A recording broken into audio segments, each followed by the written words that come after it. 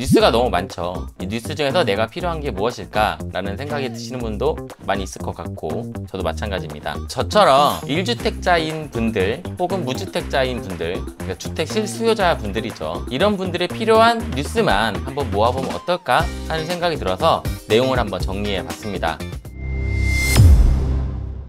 안녕하세요, 살집 채널입니다. 첫 번째로 준비한 이야기는 9월 7일에 추가로 대책이 나왔음에도 불구하고 집값 상승에 대한 기대는 높아지고 소비 심리는 꺾였다, 뭐 이런 내용입니다. 실제로도 그런지 한번 내용을 자세하게 확인해 볼게요. 주택 가격 전망 지수를 CSI라고 하는데 이게 112가 되었다는 이야기입니다. 주택 가격 전망 지수라는 게 뭐냐면 1년 뒤에 주택이 오를지 내릴지를 물어보는 거예요. 그걸 지수로 표현한 겁니다. 숫자가 100보다 크면 더 많은 사람들이 오를 거라고 전망하는 거고요. 100보다 낮으면 내년엔 떨어지지 않을까? 라고 전망하는 겁니다. 이 지수가 지금 112고 지난달은 111이었다. 작년 9월은 119였다고 하고요. 올해 3월에 서울 일부 지역에 토지거래 허가제가 해제가 됐었잖아요. 그때 105가 됐었다가 6월에 120까지 4개월 연속 상승을 했다가 조금 떨어졌습니다. 6월 27일에 대책이 나오고 각종 규제가 시행되면서 7월에는 11%포인트가 떨어졌고요. 109 정도 됐겠네요. 그리고 8월에 다시 올랐고 9월 27일에 관련된 추가 대책이 나왔음에도 불구하고 집값이 오를 거다라는 기대는 꺾이지 않았다라는 내용입니다. 자, 그러면 경기는 어떨까요? 자, 경기를 나타내는 대표적인 지수 중에 하나인 소비자 심리지수라는 게 있습니다. 이 지수가 110이라는 내용입니다. 이 소비자 심리지수라고 하는 거는 뭐 이런 생활 형편이라든지 경기 전망 이런 것들을 모두 종합하여서 이것도 역시나 설문해보는 겁니다. 그래서 지수를 만드는 건데 올해 4월에는 93.8이었습니다. 그러니까 앞으로 경기가 나빠질 거다라고 전망을 한 거죠. 그러다 5월에 반전이 되고 그 뒤로부터 쭉 올라서 지금은 110이 된 거죠. 근데 이 110이라는 숫자가 전월 대비해서는 살짝 떨어졌다, 이런 내용입니다. 기사 제목만 보면 경기에 대한 전망은 흑빛이다 라고 생각할 수도 있는데 뭐 그런 건 아니고 주택 가격에 대한 전망도 괜찮은 편이고 그리고 경기에 대한 전망도 괜찮은 편이다, 이 정도로 해석하면 되지 않을까 라고 생각합니다. 그렇다면 이런 상황에서 서울 아파트 거래, 전국 아파트의 거래는 어떨까요?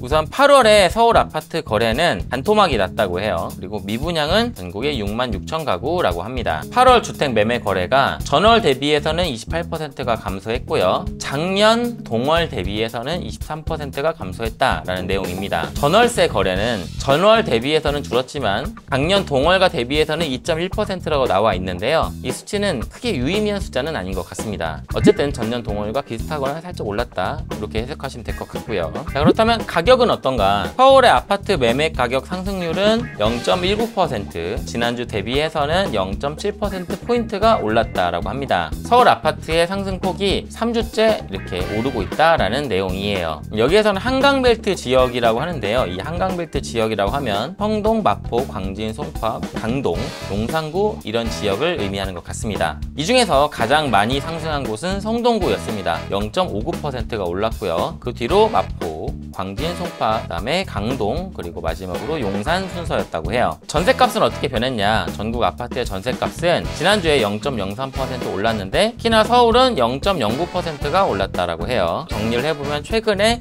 서울 아파트의 거래는 반토막이 난 게 맞고 매매 가격이나 전셋 가격은 계속 상승 중이다 라고 보면 될 것 같습니다. 이 상승세가 얼마나 이어질지 아니면 떨어질지 뭐 그런 거는 모르지만 어쨌든 지금 상황은 그렇다고 하네요. 이쯤 되면 궁금한 게, 그렇다면 성동이나 마포 같은 지역들은 토지 거래 허가 구역으로 지정이 될까라는 게 궁금해지는데요. 정부는 지난 9월 7일 부동산 공급 대책을 발표하면서 국토부 장관이 구역 지정 권한을 확대하기 위해 관련 입법을 추진하겠다라고 공표를 했다고 합니다. 좀 더 유연하게 대처를 할 수 있게 권한을 주겠다, 이런 의미인 것 같아요. 지난 29일에 세종에서 기자간담회가 있었나 봐요. 토지거래 허가 구역이나 규제 지역도 필요하면 추가 지정할 수 있다라고 얘기를 했고요. 이 규제 지역이 되면 어떻게 되냐? 대출 한도가 크게 줄어듭니다. 지금도 주담대가 6억 원까지만 가능한데 수도권 같은 경우에는 총 부채 상환 비율 DTI가 40%가 적용이 되기 때문에 6억 원까지 가능한 이 금액보다도 더 줄어들 수 있다라는 거죠. 토지거래 허가구역 확대를 비롯한 각종 규제를 성동구나 마포에도 확대할 수도 있다라는 걸 국토교통부 장관이 간접적으로 내비친 게 아닌가라는 라는 해석을 할 수 있을 것 같습니다. 개인적인 의견으로는 보유세를 늘려야 된다라고도 이야기를 했다고 해요. 국토교통부 장관의 개인적인 의견은 좀 눈여겨볼 만하지 않을까 싶은데, 여기에 배경 지식을 알면 좋은 게 지난 9월 8일 날 시행이 된 건데요. 무주택자가 규제 지역에서 집을 살 때는 담보 인정 비율이 50에서 40%로 강화가 됐고요. 그리고 1주택자의 수도권 규제 지역 전세 대출 한도도 2억 원으로 낮아집니다. 그렇다면 이 1주택자의 집이 어디에 있으면 이 규제가 적용되느냐라는 질문에는 어느 지역에 주택을 보유했는지는 상관이 없다라는 내용이었습니다. 지난주에 있었던 실수요자들을 위한 주요 이야기거리들을 한번 정리해봤습니다.